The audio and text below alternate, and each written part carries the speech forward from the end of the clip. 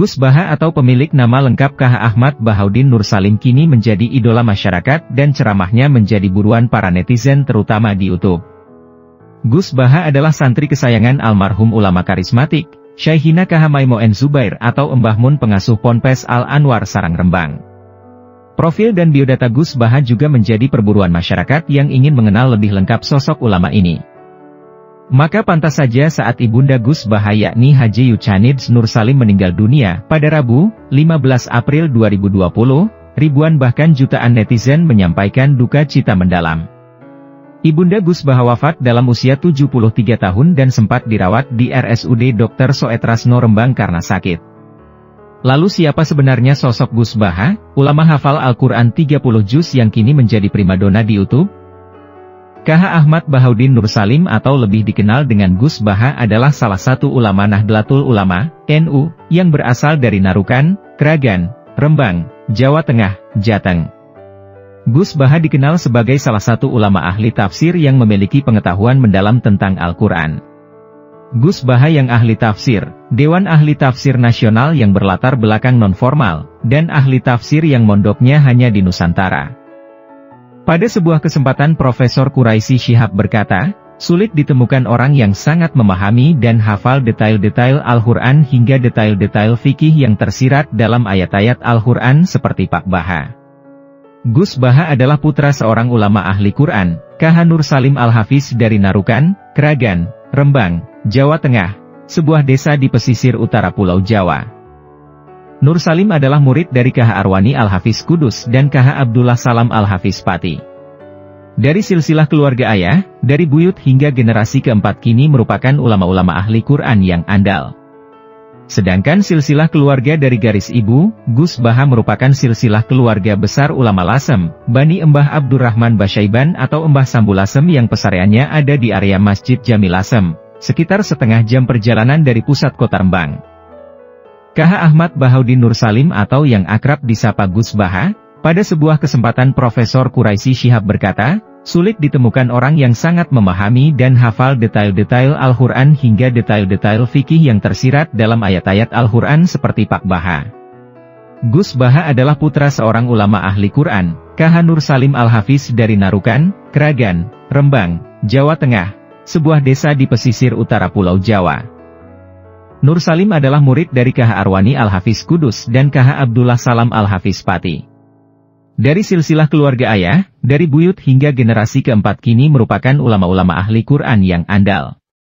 Sedangkan silsilah keluarga dari garis ibu, Gus Baha merupakan silsilah keluarga besar ulama Lasem, Bani Mbah Abdurrahman Basyaiban atau Mbah Sambu Lasem yang pesareannya ada di area Masjid Jami Lasem, sekitar setengah jam perjalanan dari pusat kota Rembang. Bidang pendidikan, Gus Baha kecil mulai menempuh gembelengan keilmuan dan hafalan Al-Quran di bawah asuhan ayahnya sendiri. Di usia yang masih sangat belia, ia telah menghatamkan Al-Quran beserta qiraah dengan lisensi yang ketat dari ayahnya. Memang, karakteristik bacaan dari murid-murid Mbah Arwani menerapkan keketatan dalam tajwid dan maharijul huruf. Menginjak usia remaja, Kiai Nur Salim menitipkan Gus Baha untuk mondok dan berkhidmat kepada Syaihina KH Maimun Zubair, Mbah Mun, di Pondok Pesantren Al-Anwar Karangmangu, Sarang, Rembang, sekitar 10 km arah timur Narukan. Di Al-Anwar inilah Gus Baha terlihat sangat menonjol dalam ilmu syariat seperti fikih, hadits dan tafsir. Hal ini terbukti dari beberapa amanat prestisius keilmiahan yang diemban oleh ia selama mondok di Al-Anwar, seperti Rais Fathul Muin dan Ketua Ma'arif di jajaran kepengurusan PP Al-Anwar. Saat mondok di sana pula Gus Baha menghatamkan hafalan Syahih Muslim lengkap dengan matan, rawi dan sanadnya. Selain Syahih Muslim, Gus Baha juga menghatamkan hafalan kitab Fathul Muin dan kitab-kitab gramatika Arab seperti Imriti dan Alfiyah Ibnu Malik. Menurut sebuah riwayat, dari sekian banyak hafalan, Gus Baha lah santri pertama Al-Anwar yang memegang rekor hafalan terbanyak di eranya. Bahkan tiap-tiap musyawarah yang akan ia ikuti akan serta-merta ditolak oleh kawan-kawannya, sebab dianggap tidak berada pada level santri pada umumnya karena kedalaman ilmu, keluasan wawasan dan banyaknya hafalan. Selain menonjol dengan keilmuannya, Gus Baha juga sosok santri yang dekat dengan kiainya. Dalam berbagai kesempatan, ia sering mendampingi gurunya Syaihina Maimun Zubair untuk berbagai keperluan. mulai dari sekadar berbincang santai, hingga urusan mencari tabir, menerima tamu-tamu ulama-ulama besar yang berkunjung ke Al-Anwar, dan dijuluki sebagai santri kesayangan Syaikhina Maimun Zubair.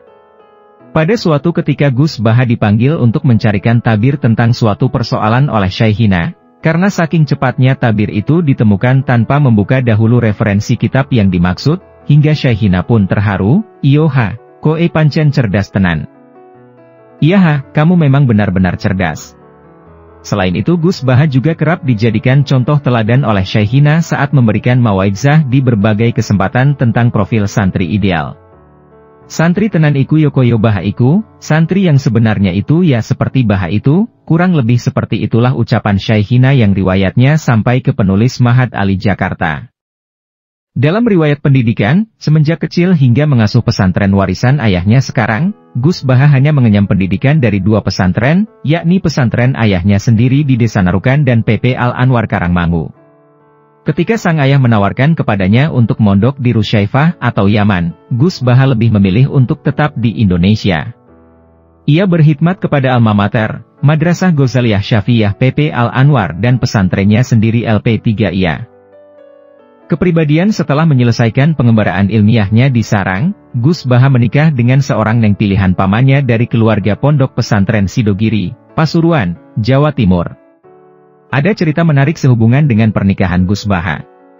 Diceritakan, setelah acara lamaran selesai, ia menemui calon mertuanya dan mengutarakan sesuatu yang menjadi kenangannya hingga kini. Gus Baha mengutarakan bahwa kehidupannya bukanlah model kehidupan yang mewah, melainkan sangat sederhana. Ia berusaha meyakinkan calon mertuanya untuk berpikir ulang atas rencana pernikahan tersebut dengan maksud, agar ia tidak kecewa di kemudian hari.